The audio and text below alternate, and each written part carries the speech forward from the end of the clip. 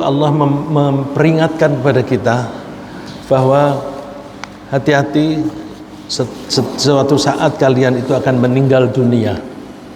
Setelah meninggal dunia, maka kalian akan dituntut oleh Allah untuk mempertanggungjawabkan perilaku kita sehari-hari. Kebangkitan itu dimulai dengan hancurnya alam raya ini. Karena kita berada di bumi, maka Allah memberikan contoh kehancuran bumi ini yang dimulai dengan guncangan-guncangan yang dahsyat. Seperti firman Allah, A'udzubillahi minasyaitonir rajim. Kalla idza dukkatil ardu dakkan dakka. Jangan berbuat demikian apabila bumi diguncangkan berturut-turut. Pada surat setelah ini ada surat Az-Zalzalah. Allah menyebutnya idza zulzilatil ardu zilzalaha. Keguncangan bumi ini digambarkan dengan kata zalzala, yuzalzilu, zilzalan. Itu ketika bumi ini diguncang dengan dahsyatnya, ya, diguncang dengan dahsyatnya. Lalu di ayat yang ini Allah menerangkan guncangan itu tidak hanya sekali, tapi berkali-kali.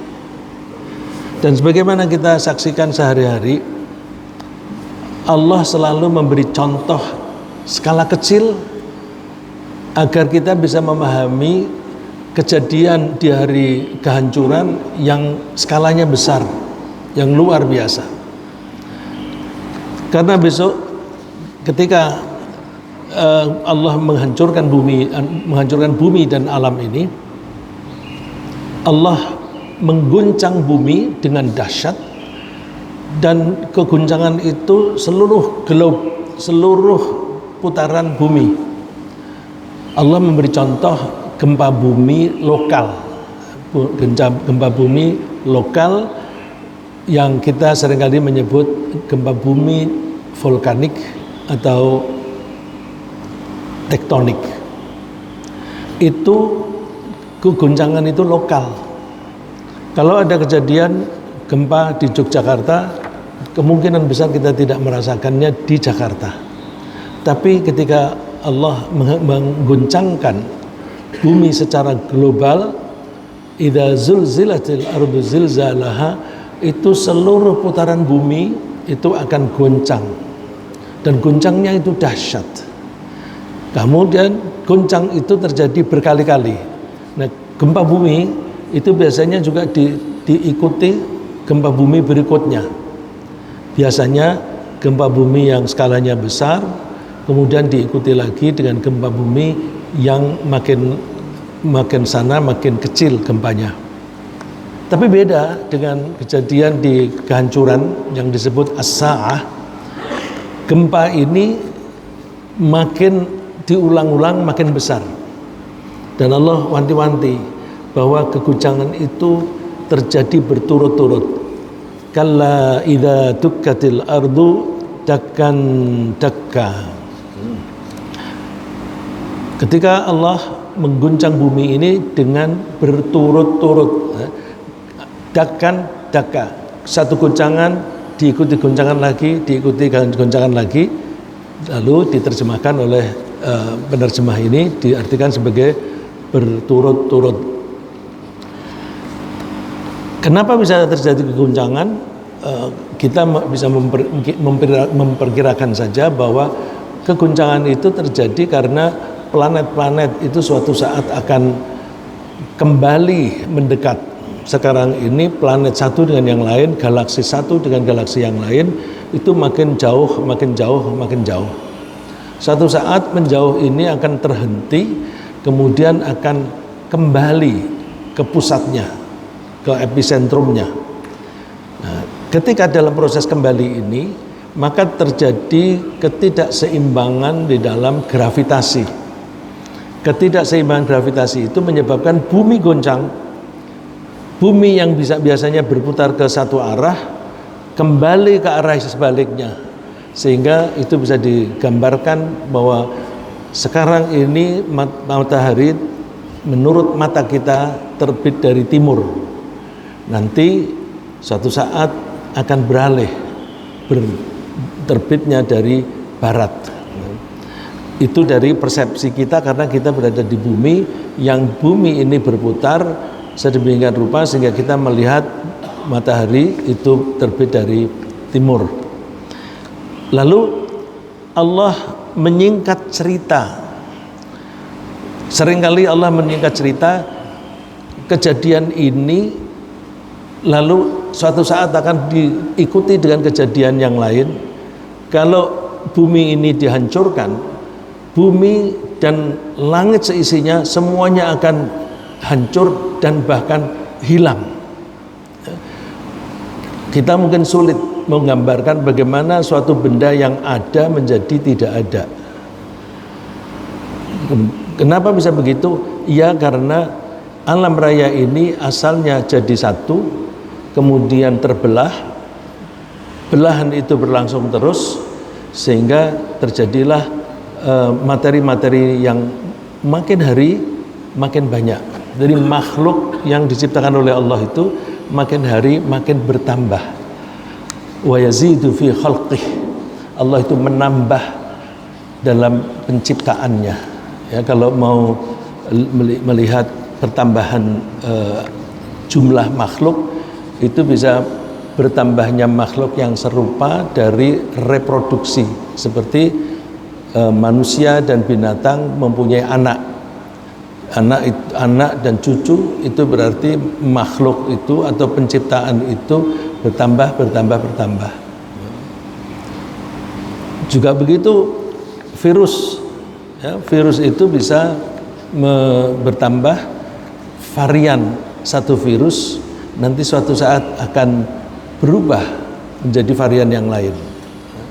Begitu pula padi, sehingga kita bisa menyebut padi yang bermacam-macam karena hasil perkawinan atau hasil rekayasa yang dilakukan oleh manusia. Jadi saat ini makhluk itu makin bertambah. Suatu saat akan berkurang dan hilang semuanya. Kita tidak usah heran dengan hilangnya materi yang ada, karena kita pernah mempelajari matematika sederhana. 0 itu sebagai satu kesatuan dibelah menjadi 2, menjadi plus 1 dan minus 1. Plus 1 minus 1 ini berbelah lagi sehingga jumlahnya akan makin hari makin banyak. Nah, kalau diumpamakan ada plus 5 dan minus 5, ketika itu digabungkan maka menjadi 0 kembali. Itu pemahaman yang sangat sederhana supaya kita bisa memahami. Nah, kemudian dalam cerita hari keguncangan ini, yang lebih penting lagi adalah bahwa suatu saat kita akan dibangkitkan kembali. Kita akan dibangkitkan kembali setelah bumi dan gunung-gunung itu sirna. Idza waqa'atil waqi'ah laisa li waqa'atiha kadhibah khafidatur rafi'ah. Ketika terjadi suatu kejadian, ya, al-waqi'ah, suatu yang terjadi, waqa'at itu terjadi, sesuatu yang terjadi. Jadi ketika suatu kejadian itu terjadi, laisa liwaqa'atiha kadhibah, tidak ada orang yang bisa mendustakan, yang menyangkal, karena itu betul-betul terjadi. Kemudian Allah menyingkat cerita, setelah itu manusia akan dibangkitkan kembali, lalu digambarkan oleh Allah khafidatur rafi'ah. Kejadian itu merendahkan satu golongan dan meninggikan golongan yang lain. Ini setelah manusia dibangkitkan kembali, ada orang yang mulia dan ada orang yang hina. Orang yang mulia adalah orang-orang yang mendapatkan fasilitas mulia, yaitu diberi kesempatan tinggal di surga dengan berbagai fasilitasnya. Sebaliknya, ada orang-orang yang dihinakan oleh Allah, khafidah, ya, dihinakan oleh Allah dengan dimasukkan ke neraka dengan berbagai macam siksaannya. Idza rujjatil ardu rajja wa bussatil jibalu bassa fakanat haba'am mumbatha. Ini Allah cerita kembali tentang hilangnya alam raya ini, bahwa bumi diguncangkan sedahsyat-dahsyatnya dan gunung-gunung dihancur luluhkan sehancur-hancurnya, maka jadilah dia debu yang berterbangan. Kemudian ini kejadian yang berikutnya, thumma nufikha fihi ukhra fa idza hum qiyamun yanzurun. Kemudian ditiuplah sangkakala yang kedua kalinya, lalu manusia itu bangkit dan bisa melihat kiri kanan. Jadi kehancuran itu diceritakan dulu oleh Allah untuk memberikan gambaran horornya hari kiamat. Kemudian itu kejadian itu tidak akan berhenti di situ. Suatu saat kita akan dibangkitkan kembali, yaitu ditandai dengan ditiupnya sangkakala yang kedua, lalu manusia pada bangkit. Kata bangkit untuk menghadapi hisab, ya, pertanggungjawaban. Bagaimana kita bisa bangkit kembali padahal bumi kan sudah hancur, ya. Bumi dengan gonjang-ganjing tadi itu gunung-gunung berterbangan, debu-debu mereka menjadi debu yang makin hari makin habis. Bagaimana kita bisa dibangkitkan di bumi yang sudah hancur? Oh, pemahamannya tidak begitu, bahwa kita nanti akan dipindahkan ke alam yang lain, yaitu alam yang kita menyebutnya alam akhirat. Alam akhirat itu artinya yang akhir atau yang kemudian. Penamaan suatu alam itu oleh Allah digambarkan dari periodenya. Sekarang periode kita hidup di dunia ini, nanti kita akan hidup di dunia, atau bukan dunia, di alam yang lain. Nah, dunia ini karena ini adalah tempat tinggal kita yang pertama, maka istilah yang lain selain dunia adalah al-ula. Walal akhiratu khairul laka minal ula. Kehidupan di dunia disebut al-ula karena kehidupan di dunia ini adalah kehidupan yang pertama. Kemudian kehidupan akhirat itu disebut akhirah karena itu yang kemudian. Tadi saya nyebut ada dunia disebut sebagai al-ula. Kenapa disebut ad-dunya? Ad-dunya itu artinya dekat. Selama kita itu berada di dunia dan kita bisa melihat, kita bisa meraba, kita bisa menjangkaunya, maka itu berarti dekat. Jadi kedekatan itu ukurannya bukan berapa meter, tetapi sepanjang kita bisa menangkap dengan indera, itu namanya dekat. Contohnya bintang-bintang yang sejauh apapun, selama kita bisa melihat, apakah kita melihat dengan mata telanjang atau melihat dengan menggunakan alat, maka itu masih di dalam alam dunia. Jadi tidak bisa digambarkan langit 7 itu adalah 7 lapis atmosfer. Enggak, bukan. Atmosfer itu masih sangat dekat, lebih dekat dibanding dengan planet-planet seperti Jupiter misalnya. Planet-planet Jupiter dan sebagainya itu masih dekat karena kita masih bisa melihat. Bahkan ada orang-orang yang ingin mencapai ke sana, ya, mereka mempunyai program ingin mencapai ke sana. Ya biarkanlah orang-orang yang tidak memperhatikan kepentingan akhirat ingin meraba-raba sampai ke daerah yang sebenarnya tidak perlu kita lakukan itu. Lebih baik kita mengalokasikan waktu dan tenaga kita untuk memperbaiki hubungan kita dengan Allah dan hubungan kita dengan sesama manusia. Yauma tubaddalul ardu ghairal ardi. yaitu pada suatu hari ketika bumi diganti dengan bumi yang lain. Ini artinya ketika bumi kita sekarang ini hancur, kita akan dipindahkan ke bumi yang lain. Bagaimana pindah itu? Apakah nanti itu terbang? Jadi orang yang mati di sini, kemudian buminya hancur, tetapi ada bagian dari manusia yang dipertahankan keberadaannya, nanti bagian itu akan tumbuh kembali menjadi manusia lagi. Terus tapi berada di bumi yang lain. Nah, dari situ kita memperkirakan bahwa buminya dunia dan buminya akhirat itu tidak berjauhan, tapi malah berhimpitan.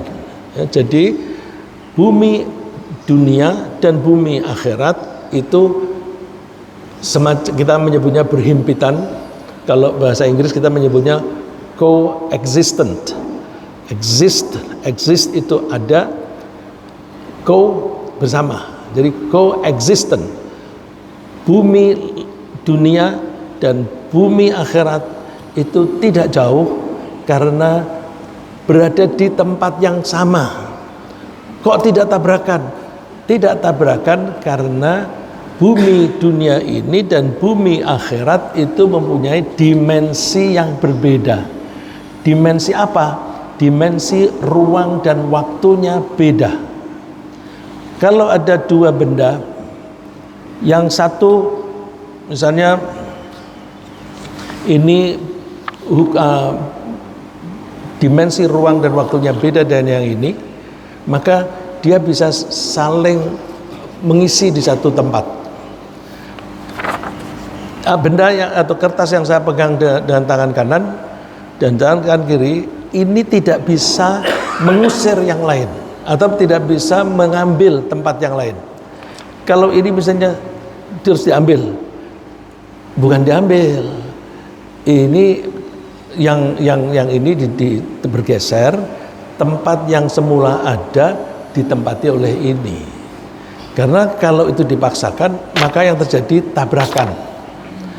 Bumi dunia dan bumi akhirat tidak tabrakan. Dari mana kita bisa memahami coexistence? Kita merujuk kepada hadis. Hadis misalnya Rasulullah bercerita bahwa di antara mimbarku ini dan rumahku itu ada raudhah, ada taman di surga. Loh, manusia, para sahabat melihatnya ini halaman ruangan masjid. Ini lantai masjid. Tapi Rasulullah mengatakan, iya, ini lantai masjid, tapi ini juga taman di surga. Jadi sama-sama ada. Kalau begitu malaikat pindah dari alam dunia ke alam akhirat tidak sulit, gampang. Rasulullah juga demikian. Rasulullah itu pindah dari alam satu ke alam yang lain, alam dunia, pindah ke alam akhirat itu gampang. Nah, itu bisa difahami ketika kita membaca hadis mengenai Mi'raj. Rasulullah ketika Mi'raj tidak menggunakan kendaraan. Rasulullah menggunakan buraq itu ketika berangkat dari Makkah ke Baitul Aqsa, dari Masjidil Haram ke Masjidil Aqsa. Tapi setelah itu tidak menggunakan kendaraan. Ceritanya disingkat. Berjalan kemudian menemukan pintu. Di pintu itu malaikat Jibril berketuk-ketuk. Misalnya malaikat Jibril dan Nabi Muhammad sampai satu tempat, ini ada penghalang, tapi ada pintunya.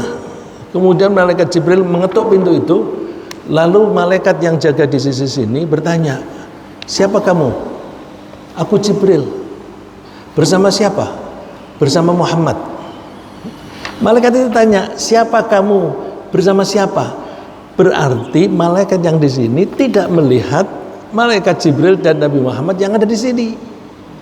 Lalu ini dibuka, pintu dibuka. Begitu dibuka, Rasulullah masuk ke sini. Begitu masuk, pintu ditutup, sudah tidak lagi melihat alam yang di sini. Berarti alam satu dengan yang lain itu tidak harus bumi itu di sini, kemudian bumi akhirat itu di tempat yang jauh sekali, lalu kemudian kita diterbangkan. Enggak, tidak begitu ya. Jadi Raudhah itu, hadis mengenai Raudhah bisa kita pahami bahwa tempatnya sama. Nah, itu bisa kita pelajari juga ketika Nabi Adam ingin membangun masjid. Nabi Adam biasanya tinggal di surga. Di surga ada masjid yang namanya Al-Baitul Ma'mur. Ya, seperti yang disebut di surat At-Tur. Wal Baitul Ma'mur. Bait, rumah makmur yang diramaikan. Kenapa ramai? Karena setiap hari malaikat datang ke situ. Digambarkan oleh Rasulullah kira-kira satu hari itu 70.000 malaikat yang sholat di situ, dan satu malaikat diberi kesempatan untuk sholat di masjid itu hanya sekali seumur hidup. Berarti jumlah malaikat banyak, tapi untuk sholat di situ bergantian. Lalu ketika Nabi Adam itu berada di bumi, ingin melakukan ibadah seperti di Baitul Ma'mur. Lalu dibangunlah Baitullah atau masjid di bumi ini. Di mana dibangunnya? Diberi petunjuk oleh malaikat di sini. Karena Baitul Ma'mur itu tempatnya juga di situ. Jadi kalau kita ingin merasakan sholat di Baitul Ma'mur, ya coba aja sholatnya di Masjidil Haram sambil membayangkan ini kalau di akhirat ini Al-Baitul Ma'mur. Ya, jadi tempat itu berhimpitan. Ada juga indikasi lain bahwa alam dunia dan akhirat itu coexist, sama-sama ada, berhimpitan. Misalnya ada suatu hadis yang menceritakan bahwa Rasulullah SAW bepergian dengan beberapa sahabat, kemudian pulang. Seperti biasanya Rasulullah kalau datang, Ibu Aisyah menyambut dengan membuka pakaian luarnya. Ibu Aisyah waktu itu menyambut, membuka pakaian luarnya. Ketika membuka ini, Ibu Aisyah komentar, oh basah, hujan tadi rupa-rupanya. Nabi Muhammad bajunya basah, basahnya diketahui oleh Ibu Aisyah. Para sahabat yang lain nggak tahu. Mereka berheran, hujan? Enggak kok, tadi nggak hujan. Nah, itu berarti Ibu Aisyah diberi kesempatan untuk melihat bekas dari alam yang lain. Nah, berarti Rasulullah pada saat berjalan itu diberi kesempatan oleh Allah untuk berjalan di dua alam sekaligus. Di dua alam sekaligus. Kok bisa begitu? Bisa. Allah itu berfirman di Al-Quran bahwa hanya utusan yang diizinkan, yang diridhoi oleh Allah diberi kesempatan untuk berjalan-jalan di alam akhirat itu sambil dikawal, baik di depan maupun di belakang.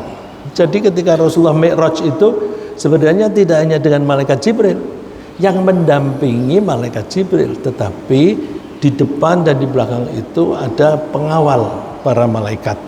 Ya, itu ada disebutkan di Al-Quran, cuma ayatnya saya lupa nomornya. Ya. Jadi ada kesempatan Rasulullah bisa melihat alam lain, itu berarti Rasulullah itu mewakili kita sebagai manusia bahwa ada alam yang lain. Dan di alam yang kalau di Al-Quran di hadis itu disebutkan di langit yang ketujuh Rasulullah melihat ada surga dan ada neraka. Nah, itulah alam akhirat. Jadi akhirat itu sekarang sudah ada. Kemudian ketika kita hancur di sini di bumi, kita dipindahkan ke alam yang dibuat oleh Allah kekal seterusnya. Yang membuat kekal itu Allah. Tentu kekekalan akhirat tidak sama dengan kekekalan Allah. Kalau Allah itu kekal dengan sendirinya, tapi alam akhirat itu kekal dibuat oleh Allah. Ya, kita memahami semacam itu. Ya, maka kita bisa memahami ayat ini Yauma tubaddalul ardu ghairul ardi was samawat. Pada hari di mana bumi dan langit diganti dengan bumi dan langit yang lain. Nah, ini membaca bahasa Arab itu ketika bumi diganti dengan bumi yang lain, terus wassamawat, demikian juga langit. Nah, ketika dibilang demikian juga langit, tidak perlu diulang lagi. Demikian juga langit itu diganti dengan yang lain. Tidak usah, tapi berarti kita nanti di alam akhirat ada bumi, ada langit. Kemudian di buminya gimana? Ya Allah memberikan gambaran di buminya itu di sana ada daerah yang tandus, ada daerah yang subur. Orang yang baik dipersilahkan tinggal di daerah yang subur, tapi orang yang jahat dipersilahkan tinggal di daerah yang kering, tandus. Tandus buminya, kering kelembabannya, dan panas suhunya. Kalau di surga itu tanahnya subur, kemudian udaranya tidak panas. Wa barzulillahil wahidil qahhar. Begitu dipindahkan ke sana, proses berikutnya adalah mereka menampakkan diri di hadapan Allah yang maha satu dan maha perkasa. Qahhar itu perkasa yang bisa memaksa. Bandingkan di dunia dan di akhirat, kalau di dunia kita masih bisa memilih apa mengabdi kepada Allah atau tidak. Tapi kalau di sana orang yang baik itu akan tinggal di surga, dan di sana pun isinya hanya bersyukur. Kalau bersyukur berarti mengabdi kepada Allah. Nah, jadi ketaatan kita di sini nanti kita bawa di sana, karena di dalam surga itu tidak boleh ada orang yang bandel. Ya. Di sana tidak boleh ada orang yang bandel, tidak boleh ada orang yang sombong. Begitu bandel keluar, begitu sombong keluar. Ya, dibuktikan oleh iblis, dia sombong maka dia disuruh keluar. Nabi Adam dan istrinya, mohon maaf saya ngomongnya kasar, bandel, dilarang makan itu, tetapi mereka masih makan. Nah, itu ya kalau bandel terlalu kasar ya, membangkang gitu ya. Jadi di sana tidak boleh ada pembangkangan, maka harus keluar. Nah, kalau kita ingin kembali ke surga, kita latihan dulu di sini, latihan. Jangan sampai kita sombong di sini, karena kalau kita sombong di sini nggak kompatibel dengan di surga, nggak cocok, bukan tempatnya di surga. Kalau di sini suka bangkang-bangkang, nggak cocok di surga. Oleh karena itu, kalau kita ingin pulang kampung kakek dan nenek kita di surga, maka caranya kita menyesuaikan pikiran dan perilaku kita dengan suasana yang ada di surga. Saya ngomong ini lahiriah ya, secara lahiriah. Maka kita setiap hari latihan untuk tunduk patuh kepada Allah. Kita buktikan antara lain dengan kita disuruh sholat 5 kali sehari, kita lakukan. Kita disuruh berlapar-lapar di bulan puasa, kita lakukan. Kita disuruh menyisihkan sebagian harta kita untuk sedekah, kita lakukan. Nah, nanti kalau kita sudah membuktikan diri seperti itu, tentu semaksimum yang kita bisa, nanti mudah-mudahan Allah mengizinkan kita untuk tinggal di surga. Dan kemudian wajaa rabbuka wal malaku saffan saffa. Ini menerjemahkan ini, hati-hati. Wawu itu ada kalanya artinya dan, ada kalanya wawu itu artinya sedangkan, ada kalanya wawu itu artinya demi, ada kalanya wawu itu artinya tidak diartikan apa-apa. Ya, jadi wawu itu bermacam-macam. Wawu yang tidak diartikan itu namanya istinafiyah. Wawu yang artinya dan itu namanya wawu atof. Wawu yang artinya sedangkan itu namanya wawu haliyah. Coba kalau kita artikan pakai dan, cocok enggak? Wajah rabbuka wal malaku saffan saffa. Tuhanmu datang dan malaikat.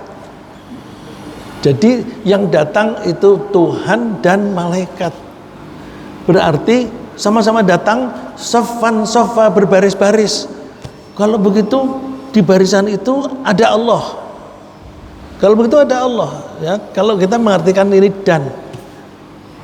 Kalau itu ada Allah di situ, berarti Allah menjelma. Segede apa? Ya segede malaikat itu kira-kira. Makanya hati-hati kita jangan mengartikan wawu ini dengan dan. Ya, tidak cocok. Ya, kalau diartikan demi tidak mungkin, karena kalau diartikan demi, isim yang disebutkan setelahnya pasti majrur kasroh. Di sini dhammah wal malaku, bukan wal malaki, ya. Seperti demi itu seperti wassamai, bukan wassamau. Nah, kalau i berarti demi. Nah, di sini bukan malaki tapi malaku. Nah, yang cocok di sini adalah wawu haliyah. Nah, wawu haliyah itu artinya sedangkan atau padahal. Tata bahasa Arab menyebutnya wawu haliyah. Wawu haliyah itu menunjukkan hal. Bahasa Indonesia bilang pada hal. Pada hal. Karena di bahasa Indonesia tidak ada hak, maka bacanya hal. Pada hal. Nah, jadi pada hal itu sama dengan sedangkan. Kalau bahasa Inggris sama dengan while. Wajah rabbuka, datanglah Tuhanmu. Nah, datangnya Tuhan itu tidak lalu terus dalam bentuk fisik hadir, karena Allah tidak punya fisik. Tidak dalam bentuk fisik. Kalau berbentuk fisik berarti Allah itu sama dengan makhluk. Nah, kedatangan Allah itu kebijakannya, lalu perintahnya dan sebagainya, itu Allah hadir di situ. Sedangkan para malaikat, ya, sedangkan para malaikat itu juga, para malaikat itu datang berbaris. Berbaris itu menunjukkan kerapihan mereka, karena mereka akan melaksanakan tugas mereka masing-masing, yang pada saat itu tugasnya adalah memperhitungkan atau menghisab setiap manusia yang ada. Ini turunnya malaikat ini, kita cari ayat yang lain. Wa yauma tashaqqaqus samaa'u bil ghamami wa nuzzilal malaikatu tanzila. Nah, ini peristiwa hancurnya langit dan bumi. Yauma tashaqqaqus samaa'u bil ghamam, langit itu terbelah, pecah, kemudian hilang. Setelah itu kita masuk ke alam akhirat. Saat itu wa nuzzilal malaikatu, para malaikat itu diturunkan tanzila, dengan betul-betul pada turun di hadapan para manusia. Nah, saat itu al-mulku yauma idzinil haqqu lirrahman. Kekuasaan pada hari itu betul-betul hanya berada pada tangan ini kata kias, di tangan Allah yang Maha Rahman. Kita perhatikan Allah membangkitkan ini dengan kasih sayang. Wa kana yauman 'alal kafirina 'asira, sedangkan lagi di sini artinya sedangkan pada hari itu adalah hari yang sulit bagi orang kafir. Nah, Allah menunjukkan bahwa Allah membangkitkan kita itu dengan kasih sayang, tapi kasih sayang itu tidak bisa dirasakan oleh orang-orang kafir. Kasih sayang itu akan dirasakan oleh orang-orang yang selama hidup di dunia ini taat kepada Allah.